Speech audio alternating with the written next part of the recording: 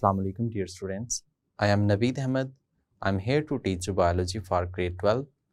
We were discussing chapter number 23 and today's topic of discussion is the uses of PCR amplification and DNA analysis.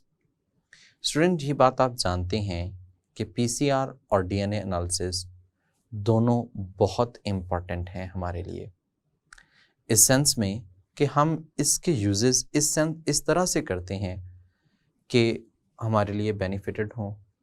Like that PCR है, इससे हम cloning of gene perform कर सकते हैं। बहुत से और भी यूजेस हैं इसके। इन तमाम को अंडरस्टैंड करने के लिए चलते हैं लाइट बोर्ड की तरफ। Students, we are going to study the uses और एप्लीकेशन ऑफ PCR एम्प्लीफिकेशन, जिसमें हम रिकम्बिनेंट DNA एम्प्लीफिकेशन भी कह सकते हैं, और साथ में DNA एनालिसिस, इनके क्या क्या यूटिलाइजेशन है। मतलब ये it is very important short question, uses of PCR amplification. मतलब जो PCR है, इसको अगर हम एम्प्लीफाई करते हैं डिफरेंट सब्सटेंसेस को, एंड DNA एनालिसिस, इनका क्या बेनिफिट हम ले सकते हैं, इनके क्या फ़ायदे हमें हासिल हो रहे हैं। स्टूडेंट, ये बात तो हमें पता है कि PCR एम्प्लीफिकेशन का मतलब क्या है। PCR एम्प्लीफिकेशन का मतलब ये है कि अगर हमारे पास कोई भी सेगमेंट ऑफ DNA है, अब स्टूडेंट याद रखिएगा, सेगमेंट ऑफ DNA का मतलब हम कुछ भी लेते हैं that is not related to only genes. इसमें हम ये नहीं कहते कि these are not only genes, ये सिर्फ जीन्स नहीं है, but you can say that it is can be viral DNA। ये वायरल DNA हो सकता है, ये किसी भी पैथोजन का DNA हो सकता है, पैथोजेनिक DNA हो सकता है। सेगमेंट ऑफ DNA का मतलब एनी टाइप ऑफ DNA। इसमें ये होनी चाहिए sequence of nucleotides, sequence of nucleotide, जिसे हम बेसिस कहते हैं, ये मस्ट बी प्रेजेंट। इसकी हम क्या कर सकते हैं, एम्प्लीफिकेशन कर सकते हैं। लफ्ज़ एम्प्लीफिकेशन का मतलब होता है मल्टीपल मिलियंस ऑफ कॉपीज़ जो हैं वो बनाई जा सकती हैं। तो यहाँ पे हम इसकी मिलियंस ऑफ कॉपीज़ जो हैं वो क्या कर सकते हैं, बना सकते हैं। मिलियंस ऑफ कॉपीज़ इनकी बनाई जा सकती हैं। स्टूडेंट्स, DNA एनालिसिस की बात करें तो इसमें हमने ये समझा कि कोई भी DNA का सेगमेंट, या आप ऐसे कह सकते हैं जीनोम है, उस जीनोम के अंदर हम स्पेसिफिक बायोमार्कर को फाइंड आउट करते हैं। इन बायोमार्कर्स को यूटिलाइज करते हुए हम एक स्पेसिफिक जेनेटिक पैटर्न बनाते हैं, स्पेसिफिक जेनेटिक पैटर्न बनाते हैं। वो जो जेनेटिक पैटर्न होता है that is specified for every organisms, या आप ऐसे भी कह सकते हैं कि हम इसमें वो DNA फिंगरप्रिंटिंग का कॉन्सेप्ट जो है वो फॉलो करते हैं। स्पेसिफिक जेनेटिक पैटर्न बनता है। ये जेनेटिक पैटर्न जो होता है यूनिक टू एवरी ऑर्गेनिजम्स, ये हर ऑर्गेनिजम्स के एवरी जीनोम के लिहाज से अगर देखा जाए तो ये क्या होता है, यूनिक होता है, डिफरेंट होता है। स्टूडेंट, इनकी वजह से हम बहुत सी प्रॉब्लम्स को सॉल्व कर सकते हैं। There is many problems which can be solved with the help of PCR amplification and DNA analysis. The one of them is to diagnose viral infection. देखें, हमने अब तक जो बहुत ही कॉमन देखा है वो ये कोविड-19 को सुना है। कोविड-19 के इन्फेक्शन को आइडेंटिफाई करने के लिए हम क्या यूटिलाइज कर सकते हैं, PCR यूज कर सकते हैं to diagnosis of viral infection, viral infection को डायग्नोज करने के लिए। स्टूडेंट, इसमें वायरल इन्फेक्शन में ज़रूरी नहीं है कि सिर्फ कोविड-19 को ही हम कर सकते हैं। That can be of hepatitis, ये हेपेटाइटिस हो सकता है, HCV वायरस हो सकती है, और कुछ भी कोई भी वायरस हम उस इन्फेक्शन को आइडेंटिफाई करने के लिए पीसीआर को यूटिलाइज करते हैं। स्टूडेंट, कैसे किया जाता है? बेसिकली हमारे ब्लड के कंटेंट लिया जाता है, यानी कि ब्लड लिया जाता है और उसमें वायरल डीएनए को आइडेंटिफाई किया जाता है। अगर तो उसमें वायरल डीएनए मौजूद है बॉडी के अंदर, तो फिर हम कहते हैं कि पर्सन इन्फेक्टेड है। अगर बॉडी के अंदर वायरल डीएनए मौजूद नहीं है, तो वो पर्सन जो है वो हम कह सकते हैं इफेक्टेड नहीं है। मिसाल के तौर पर अब देखें, चाहे तो हम बॉडी से एक सैंपल लेते हैं, सैंपल कलेक्ट करते हैं। इस सैंपल से हम क्या करते हैं?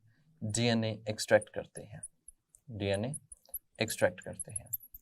डीएनए एक्सट्रैक्ट करने के बाद हम उसका पीसीआर परफॉर्म करते हैं। Student, you know that PCR के अंदर हम क्या यूज कर रहे होते हैं? प्राइमर्स यूज कर रहे होते हैं। वो जो प्राइमर्स होते हैं, दीज आर फॉर कोविड-19 डीएनए। अब ये प्राइमर हमारा जो टारगेटेड डीएनए होता है वो कौन सा है? कोविड-19 डीएनए या फिर कोई भी वायरल डीएनए। अगर तो ये प्राइमर इसके साथ बाइंड कर गए और इसकी मल्टीप्लिकेशन हो गई, तो इसका मतलब ये जो सैंपल हमने लिया है इसके डीएनए के अंदर उस वायरस का डीएनए मौजूद है, तो ये पर्सन इन्फेक्टेड है। अगर तो हम कहें कि जब डीएनए एक्सट्रैक्ट किया, प्राइमर अप्लाई किया, पीसीआर परफॉर्म किया, यानी कि पीसीआर के अंदर हम प्राइमर अप्लाई कर रहे होते हैं, तो उस पर्सन में डीएनए एम्प्लीफिकेशन नहीं होती, तो इसका मतलब कि वो जो पर्सन है उसके सैंपल में वायरल डीएनए एग्जिस्ट नहीं है and that person is not affected, ये पर्सन अफेक्टेड नहीं है। स्टूडेंट, यहाँ पे हम पॉइंट आउट कर रहे हैं ना वायरल इन्फेक्शन, बट ज़रूरी नहीं है कि ये वायरल इन्फेक्शन ही हो। That can be of any type of pathogens, like that हम उसमें किसी भी और ऑर्गेनिजम्स की बात कर सकते हैं जो हमारे डीएनए ब्लड के अंदर एग्जिस्ट कर सकता है। हम उसके डीएनए को एक्सट्रैक्ट करके देखते हैं, अगर तो वो मौजूद होगा उससे हम पीसीआर परफॉर्म करेंगे, तो अगर तो वो मौजूद होगा तो इसका मतलब कि वो एम्पलीफाइड होगा और हमें आइडेंटिफाइड हो जाएगा। अगर नहीं है तो वो एम्पलीफाइड नहीं हो सकता। स्टूडेंट, सेकंड जो हमने अभी प्रीवियस लेक्चर में डिस्कस किया, टू सॉल्व फोरेंसिक केसेस, यानी कि फोरेंसिक केसेस जो होती हैं उनको सॉल्व करने के लिए हम इसको क्या करते हैं? यूटिलाइज करते हैं। यानी कि यहाँ पे हम क्रिमिनोलॉजी की बात करते हैं। क्रिमिनोलॉजिस्ट जो होते हैं, फोरेंसिक साइंटिस्ट जो होते हैं, वो डीएनए टेस्ट परफॉर्म करते हैं और वो जो डीएनए टेस्ट होता है उससे हमें एक क्रिमिनल का आइडेंटिफाई हो जाती है कि वो किस तरह से है। हम ऐसा भी करते हैं कि अगर तो एक क्रिमिनल है तो उसका जीनोम लेकर उसको हम क्लासिफाइड करके, यानी कि उसको सीक्वेंस करके हम अपने डेटाबेस के अंदर रख लेते हैं। जब फर्दर कोई सस्पेक्ट हमें नज़र आता है या किसी को हमने आइडेंटिफाई करना होता है, हम उस डेटाबेस से उसके जीनोम को मैच कर लेते हैं। तो ये भी एक तरीक़ेकार हो सकता है। As like I am going to say you that, कि जैसे हम कहते हैं ना कि हमारे पास एक CNIC है और एक यूनिक नंबर है उसका, same as it is genome के अंदर जब हम डीएनए फिंगरप्रिंटिंग करते हैं तो that is also specific to every person. अगर ऐसा फ्यूचर में हो कि हम तमाम लिविंग ऑर्गेनिजम्स का डीएनए लें, उसके एक बारकोड बनाएं और वो उसके कार्ड पे या किसी भी जगह पे मेंशन कर सकते हैं ताकि उसकी आइडेंटिफिकेशन रही, और वही डीएनए टेस्ट जो है जिसका बारकोड आएगा, यानी कि वो हम कहते हैं बैंड्स आते हैं, तो उनको हम अपनी डेटाबेस में रख लें। तो फ्यूचर में कभी भी अगर किसी पर्सन को आइडेंटिफाई करना हो तो उसके एक ब्लड का टेस्ट लें, ब्लड लें या उसके बॉडी का कोई भी सेल्स लें, डीएनए एक्सट्रैक्ट करें और उस डेटाबेस से हम क्या कर सकते हैं? उसको टेस्ट कर सकते हैं, वेरीफाई कर सकते हैं। So it is possible. दूसरा ये है कि हम किसी भी ऑर्गेनिज्म जो होते हैं उनकी एवोल्यूशनरी हिस्ट्री को फाइंड आउट करने के लिए, एवोल्यूशनरी हिस्ट्री जो है उसको फाइंड आउट करने के लिए भी हम डीएनए एनालिसिस जो है वो उसको यूटिलाइज करते हैं। स्टूडेंट, एवोल्यूशनरी हिस्ट्री का मतलब ये है कि हमारे पास एक ऑर्गेनिज्म है, उस ऑर्गेनिजम्स का हमने देखना ये है कि पेरेंट्स कहाँ से हैं, उसके पेरेंट्स कहाँ से हैं, उसके पेरेंट्स कहाँ पे हैं। तो एक पॉइंट हम क्या देते हैं, सिमिलर सीक्वेंस। सिमिलर सीक्वेंस जो हैं, जितनी सिमिलर होंगे दीज ऑर्गेनिजम्स जो हैं उतने ही सिमिलैरिटी शो करेंगे। Similarity in structure and form, similarity in structure and form, similarity in organisms कह सकते हैं। तो ये जो बेसिस है एवोल्यूशनरी हिस्ट्री को फाइंड आउट करना, इसी को हम यूटिलाइज करते हुए हम ऑर्गेनिजम्स की क्लासिफिकेशन भी करते हैं। आपने अपनी बुक्स में, हायर बुक्स में देखा हो शायद कि एवोल्यूशनरी ट्री बने होते हैं, स्पेसिफिक सिमिलैरिटी डिसिमिलैरिटीज होती हैं ऑर्गेनिजम्स के अंदर। और अब अगर हम देखें, आपने चैप्टर नंबर 8 के अंदर भी डिस्कस किया कि फंगस जो होते हैं उसके डीएनए सीक्वेंस या डीएनए टेस्ट भी ये कंफर्म करते हैं कि these are different from all others. Same as it is हमने और भी जगहों पे पढ़ा है कि डीएनए सीक्वेंस जो होती है that is basically utilised in classification. जितनी सिमिलर होगी उतनी ही सिमिलैरिटी इन ऑर्गेनिजम्स के अंदर होगी, और ये सीक्वेंस जो होती है वो क्लासिफिकेशन के पर्पस में भी हम इसको यूटिलाइज कर सकते हैं। स्टूडेंट, एक और बात भी है कि अगर हमारे पास एनिमल्स हैं, ओल्ड ममीफाइड ऑर्गेनिजम्स हैं, ओल्ड ममीफाइड ऑर्गेनिजम्स हैं, हम उनके जीनोम को भी क्या कर सकते हैं, स्टडी कर सकते हैं। यानी कि एवोल्यूशनरी हिस्ट्री या सीक्वेंस की बात करते हैं, क्लासिफिकेशन की बात करते हैं, तो हमें डीएनए फॉसिल्स मिल जाते हैं। अब डीएनए फॉसिल्स, लेट्स सपोज कि एक 76,000 ईयर्स ओल्ड ऑर्गेनिज्म है, 1000 ईयर्स ओल्ड ऑर्गेनिज्म है, ओल्ड ह्यूमन ब्रेन। हम उसके जो सेल्स हैं उनको क्या कर सकते हैं, एनालाइज कर सकते हैं, हम उसके डीएनए सीक्वेंसिंग फाइंड आउट कर सकते हैं। Same as it is 17 to 20 million, 17 to 20 million years old plant है, हम उस प्लांट का डीएनए भी सीक्वेंस कर सकते हैं। मतलब कि हम इतने पुराने सैंपल्स जो हैं उनको यूटिलाइज करते हुए हम उनको भी क्या कर सकते हैं, सीक्वेंस कर सकते हैं। तो जब ये सीक्वेंसिंग हो जाएगी तो इससे हम उसकी evolutionary history, classification, similarity in sequence that will represent similarity in organisms, तो ये हमारे लिए बहुत आसानी हो जाएगी। सेम एज इट इज हम डीएनए टेस्ट को यूटिलाइज करते हुए पेटर्निटी के जो इश्यूज होते हैं, जैसे कि हम कह सकते हैं पेटर्निटी के इश्यूज होते हैं, पेटर्निटी केसेस, उनको भी क्या कर सकते हैं, रिजॉल्व कर सकते हैं। बिकॉज वी नो दैट एक एग है और जो कि हैप्लॉइड, और सेम एज इट इज एक स्पर्म है जो कि कैसा है, हैप्लॉइड। इनका जीनोम एक ऑर्गेनिजम्स के अंदर नेक्स्ट ऑफस्प्रिंग के अंदर जो है वो मौजूद होता है, जो कि कैसा है, डिप्लॉयड है। मतलब इसमें 50% जीनोम जो है वो इसके मदर साइड से आएगा in the form of egg, और 50% जीनोम जो है that will show similarity with father, that will come in the form of sperms into that organisms. और ये डिप्लॉयड ऑर्गेनिज्म जो है वो अपने पेरेंट से, मदर से और फादर से सिमिलैरिटी शो करता है। स्टूडेंट, इस तरह से हम viral infection, forensic cases, evolutionary history, classification, mummified organisms जो ओल्ड फॉसिल्स होते हैं उनको यूटिलाइज करते हुए हम इनको क्या कर सकते हैं, आइडेंटिफाई कर सकते हैं। पेटर्निटी के इश्यूज जो होते हैं, केसेस होते हैं, उनको भी सॉल्व आउट कर सकते हैं। अब अगर हम फर्दर देखें ना, फर्दर इसके फ्यूचर में क्या बेनिफिट्स हैं, तो स्टूडेंट डीएनए सीक्वेंसिंग यानी डीएनए एनालिसिस और पीसीआर एम्प्लीफिकेशन की मदद से हम कोई भी जीन जो होती है उसको सीक्वेंस कर सकते हैं। अब जीन सीक्वेंस करने का मतलब ये है कि हम उसके अंदर मौजूद न्यूक्लियोटाइड की अरेंजमेंट जो है वो फाइंड आउट कर लेते हैं, जिससे हम उसमें चेंज ला सकते हैं।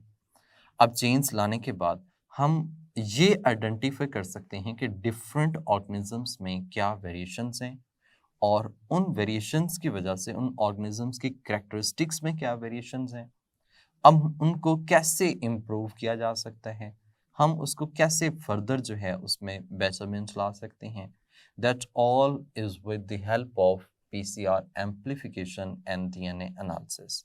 इन दोनों की मदद से कर सकते हैं। यहाँ पे जो हम बायोमार्कर्स या जेनेटिक मार्कर्स यूटिलाइज जो करते हैं, these are specified to make genetic pattern that can be utilized same for all the organisms, or you can say that the other organisms। ये different तरह से हो सकते हैं different organisms के अंदर। जी स्टूडेंट्स, उम्मीद करता हूँ कि आप PCR और DNA एनालिसिस को अंडरस्टैंड कर चुके हैं। अभी हमने इसमें डिस्कस किया कि हम PCR से वायरल इन्फेक्शंस को डिटेक्ट कर सकते हैं। PCR की मदद से हम कैंसर का भी ट्रीटमेंट कर सकते हैं। PCR की मदद से हम बहुत सी और ऐसी डिसऑर्डर्स हैं जिनको हम ट्रीट कर सकते हैं। हम डिफरेंट ऑर्गेनिजम्स के अंदर डिजीज़ को पिन पॉइंट कर सकते हैं, यानी कि उसमें कौन सा डिसऑर्डर्स किस तरह से, कौन से इनहेरिटेंस पैटर्न है, उसको फॉलो कर सकते हैं। हम जेनेटिक्स की मदद से बहुत सी और भी चीज़ें हैं उनको हम सॉल्व कर सकते हैं। You know that one important thing is that कि हम ऑर्गेनिजम्स की बार कोडिंग कर रहे हैं।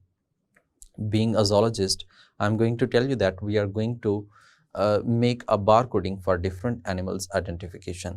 यानी कि डिफरेंट तरह के एनिमल्स होंगे, उनमें हम एनिमल्स की बात करें तो बहुत से टाइप्स हैं, क्रोज़ की, इस तरह से गीज़ की हैं, और मुख्तलिफ स्पैरोस हैं। एनिमल्स में बात करें मंकी है, इस तरह के बहुत से और भी ऑर्गेनिजम्स हैं। इन ऑर्गेनिजम्स की हम बार कोडिंग इस सेंस में करते हैं कि we are going to classify them. हम क्लासीफाई करते हैं डिफरेंट ग्रुप्स के अंदर, उनके अंदर सिमिलैरिटीज़ को देखते हैं, जेनेटिक्स लेते हैं उनका, यानी कि सैम्पल्स लेते हैं, और सैम्पल्स को हम उसके बाद DNA एनालिसिस करते हैं एम्प्लीफिकेशन के थ्रू, प्रॉपर तरीके से एक बारकोड बना देते हैं। फिर एंड पे जब हमें एक ट्री बनाना होता है, जब हम सिमिलैरिटी डिफरेंट ऑर्गेनिजम्स की आपस में ऑब्जर्व करते हैं, तो हम इनके जीनोम लेते हैं, जीनोम सीक्वेंस यानी कि जो हमारे पास मौजूद होती है उसको इकट्ठा करते हैं, और एक सॉफ्टवेयर की मदद से, बायोइन्फॉर्मेटिक सॉफ्टवेयर की मदद से हम इनके दरम्यान में सिमिलैरिटीज़ को ऑब्जर्व कर लेते हैं। बहुत सी और भी चीज़ें हैं जो हम DNA एनालिसिस की मदद से कर सकते हैं। One of them you know that in forensic sciences में हम इसको इस्तेमाल कर रहे हैं, जो भी हमने डिस्कस भी किया। क्रिमिनोलॉजिस्ट जो हैं उनको जितने भी क्रिमिनोलॉजिस्ट हैं जो क्रिमिनल स्टडी करते हैं, लाइक द फोरेंसिक साइंसेस में हैं, उनके लिए बहुत इंपॉर्टेंट चीज़ होती है, वो हर चीज़ को, एक एक चीज़ को बहुत अच्छे तरीके से अंडरस्टैंड कर लेते हैं। तो इस तरह से हमारे पास बहुत सी यूटिलाइजेशन है। Students, our next approach is gene sequencing, यानी कि हम किसी भी DNA सेगमेंट के अंदर, कोई भी सेगमेंट है उसके अंदर न्यूक्लियोटाइड की सीक्वेंस को आइडेंटिफाई करना है। तो इस तरह से न्यूक्लियोटाइड्स की सीक्वेंस को आइडेंटिफाई करने को हम जीन सीक्वेंसिंग कहते हैं। Then we will study in the next lecture किस तरह से हैं, कौन कौन से मेथड्स हैं। तो नेक्स्ट लेक्चर तक के लिए मुझे इजाज़त दें, अपना ख्याल रखिएगा, अल्लाह हाफिज़।